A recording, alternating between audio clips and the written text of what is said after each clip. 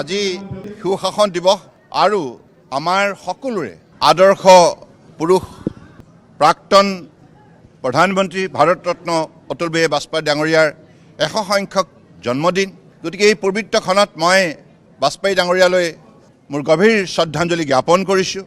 আৰু তেখেতে যিটো সুশাসন ব্যৱস্থা প্ৰৱৰ্তন কৰিছিল, আজি সেই সুশাসন ব্যৱস্থাক শক্তিশালী ৰূপ দিয়াৰ ক্ষেত্ৰত মাননীয় প্ৰধানমন্ত্ৰী নৰেন্দ্ৰ মোদী ডাঙৰীয়াই যি উল্লেখযোগ্য পদক্ষেপ গ্ৰহণ কৰি সমগ্ৰ ভাৰতবৰ্ষতেই ইয়াৰ সফলতাৰ প্ৰতিচ্ছবি দাঙি ধৰিছে।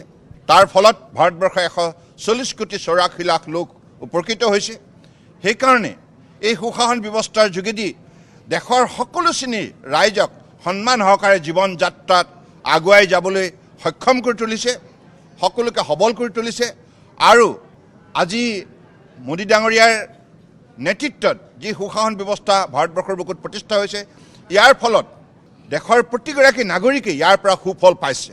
অৰ্থনৈতিকভাৱে, সামাজিকভাৱে, সাংস্কৃতিকভাৱে সকলো ক্ষেত্ৰতেই আজি সমাজখন শক্তিশালী হৈছে। সেইবাবেই আজি পৃথিৱীৰ বুকুত ভাৰতবৰ্ষক পঞ্চম সৰ্ববৃহৎ অৰ্থনীতি হিচাপে স্বীকৃতি বুটলিবলৈ সক্ষম হৈছে।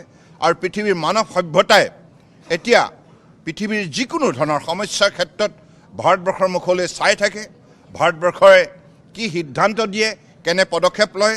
গতিকে সেই ধৰণে বিশ্বৰ বুকুত ভাৰতবৰ্ষৰ গুৰুত্ব বৃদ্ধি কৰি ভাৰতবৰ্ষৰ কোটি কোটি জনতাক যেনেধৰণে সন্মানিত কৰিছে নৰেন্দ্ৰ মোদী ডাঙৰীয়াই। আৰু এই কথাখিনি আমি আজিৰ তাৰিখত সকলোৱে গভীৰভাৱে উপলব্ধি কৰিছোঁ।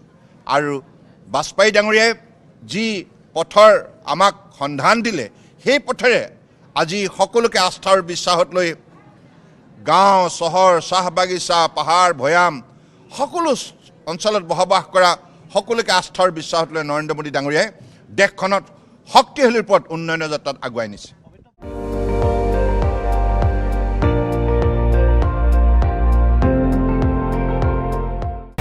আপুনি চাই আছে ND24, সৰ্বশ্ৰেষ্ঠ নহয় সৰ্বোত্তমৰ দৌৰত।